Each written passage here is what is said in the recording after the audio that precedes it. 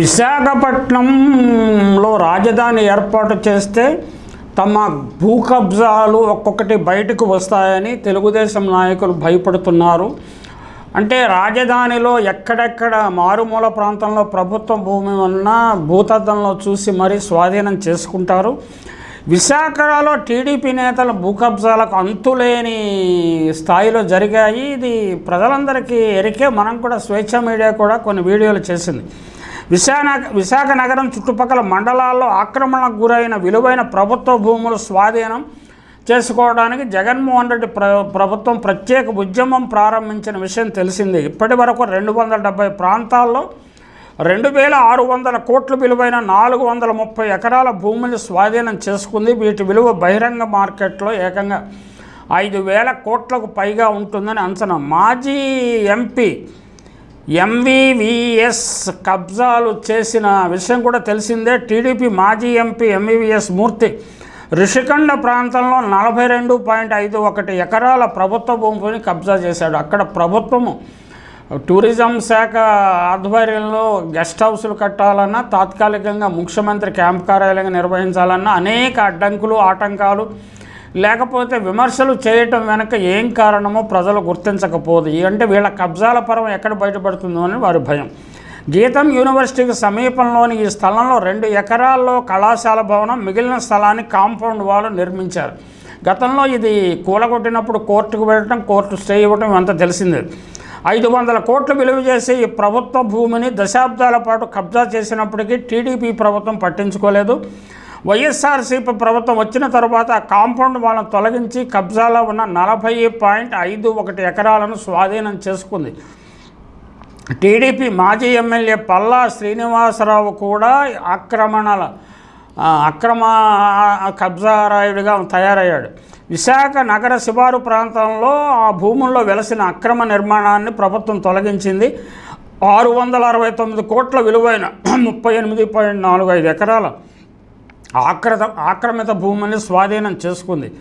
జగ్గరాజుపేటలో 1.2 ఎకరాలు వాగు స్థలం, తుంకులాంలో 0.92 ఎకరాల పోరంబోకు రాస్తా, 6.5 ఎకరాల ULC land urban land selling, 1.8 ఎకరాల పోరంబోకు చెరువు, 21.67 ఎకరాల పోరంబోకు చెరువు, 0.70 ఎకరాల ఏనాం భూములు, 0.89 ఎకరాల పోరంబోకు బంద, 2.04 ఎకరాల గయాల భూములు, 1.50 ఎకరాల పోరంబోకు రాస్తా, 0.24 ఎకరాల పోరంబోకు భూములను అధికారులు స్వాధీనం చేసుకున్నారు. కూర్మన్నపాలెంలో 1.35 ఎకరాల పోరంబోకు భూములోని ఆక్రమణలను కూడా తొలగించారు.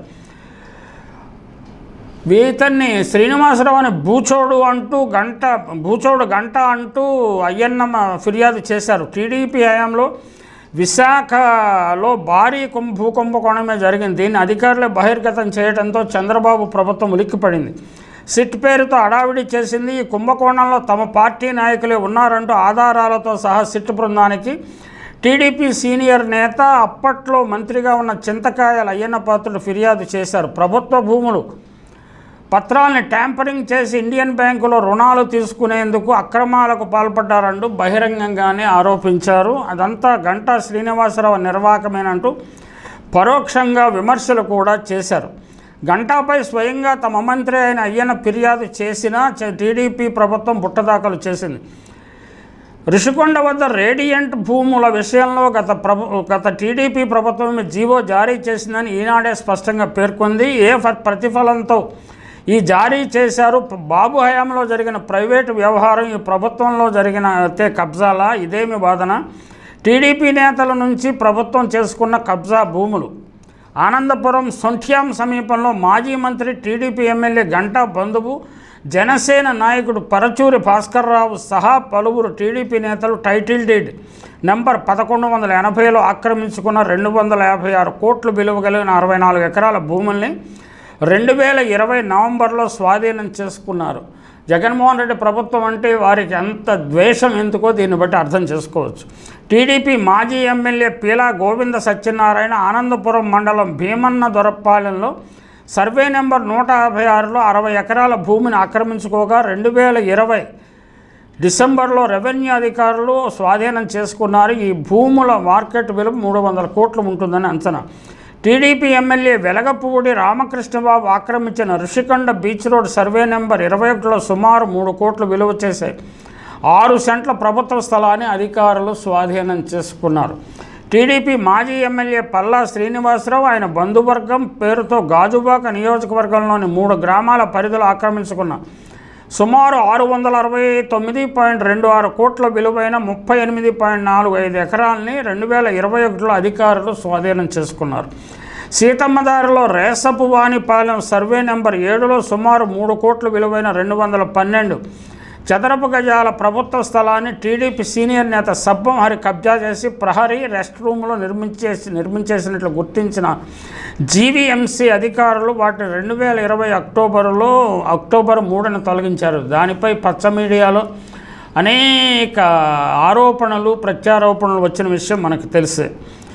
టీడీపీ హయాంలో ఆనందపురంలో సర్వే నెంబర్ 122, 123లో 15 కోట్లు విలువ చేసే 2.5 ఎకరాల ప్రభుత్వ భూమిని ప్లేగ్రౌండ్గా మార్చి దర్జాగా కబ్జా చేసిన విశ్వనాథ విద్యా సంస్థల నుంచి 2021 నవంబర్లో అధికారులు స్వాధీనం చేసుకున్నారు. ఈ భూ కబ్జాల భాగవతము ప్రజల్లోకి వెళ్ళిన కొద్దీ తెలుగుదేశం నాయకులు బాగా పలచనబడతారు. విశాఖ ప్రాంతంలో తుఫాను వచ్చినప్పుడు అనేక భూ రికార్డులు మాయమైనట్టు, కలెక్టరేట్లో ఉండే భూ రికార్డులు కూడా మాయమైనట్లు మీ పచ్చ మీడియాలో విపరీతమైన ప్రచారం చేశారు.